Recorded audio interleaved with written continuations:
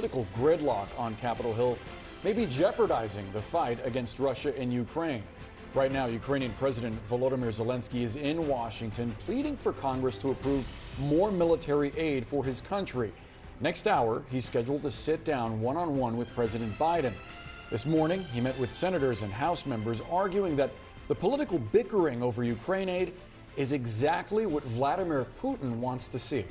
And yet, so far, Republicans seem unmoved. Some GOP senators even walked out of their meeting. Also today, we have newly declassified U.S. intelligence about Russia's strategy and why the Kremlin is aiming for a winter stalemate. We have CNN Chief Congressional Correspondent Manu Raju. He is on the Hill, along with CNN reporter Katie Bo-Lillis. Manu, let's start with you. I mean, as we await this White House meeting, what are you hearing on the Hill?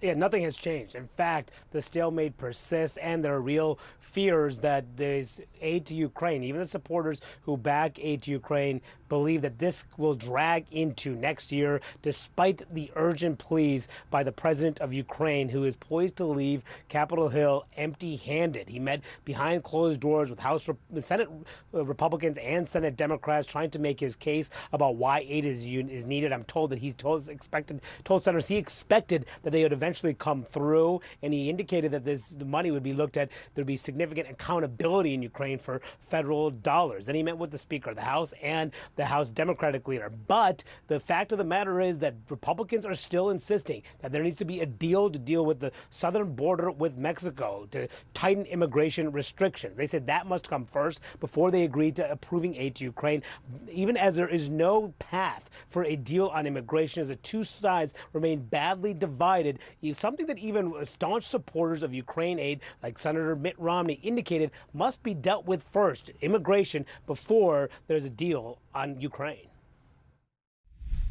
Reality is that the House is not going to take up a Ukraine bill unless it includes securing the border to the level that existed under the three prior presidents. When people elect a Republican majority in the House, you have to listen to what they have to say.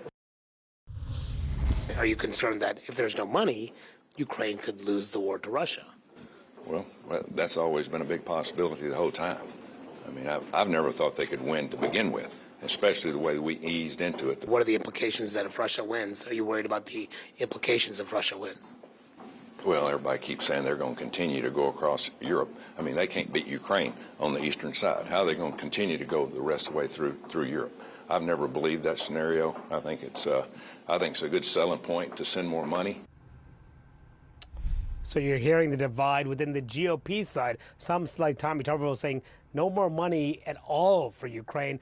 Others saying at least there needs to be a deal on border security first before agreeing on aid to Ukraine. But there is no deal in sight between the two parties on border security, which is why President Zelensky, despite these urgent appeals, leaving Washington without any aid. Unclear when and if that may happen.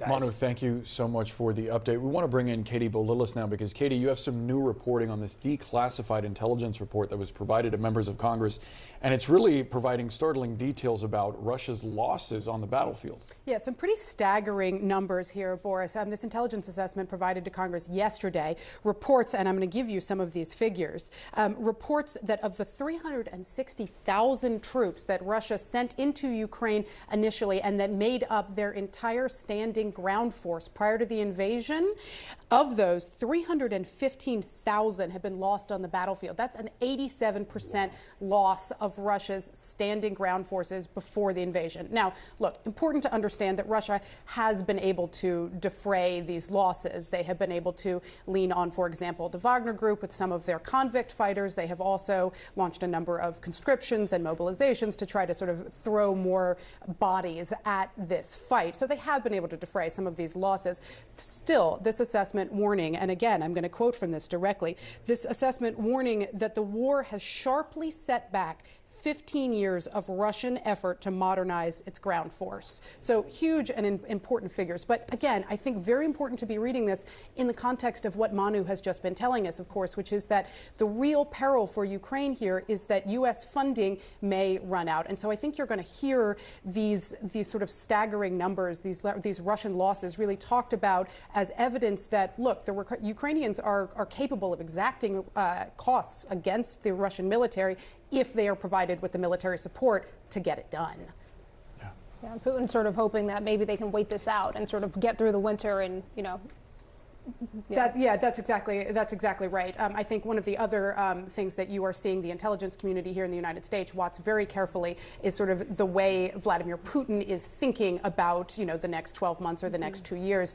And right now, the belief is that Putin believes that he can essentially outweight the West, right? That he's going to be able to sort of take advantage of this kind of moment in which there are some real divisions in the domestic politics in the United States, and sort of public opinion seems to be kind of in flux about supporting Ukraine, right? And so I think for Putin, there's a real kind of benefit to, let's just sit back, let's wait, let's see if the United States will get tired of this. Katie Bo-Lillis, thank you.